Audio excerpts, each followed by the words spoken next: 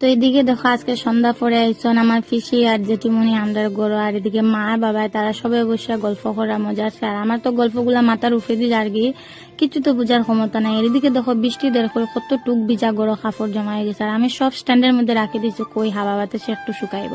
তো এদিকে আমার তো কোনো কাজ নাই, আমি গেলাম আমার রুমের মধ্যে বইয়া মোবাইল দেখলাম। আমার মা দেখে আমার আনে প্রসাদ দিছন, ওই যে গয়াত খেয়ে গেছিলা কাকু একজন, তো এখানে প্রসাদ দিছন।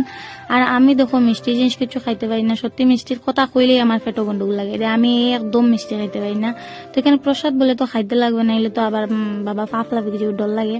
তো এখানে খাইলাম, আর হঠাৎ মায়া আমার কইরা যে তোর খানিয়ে আইসে ফোন আইসে যা লইয়া গা। আর আমি তো খেয়ে খানিয়ে আনি দিছে, কইতাম না তোমরা খাও যে গ্যাস করো।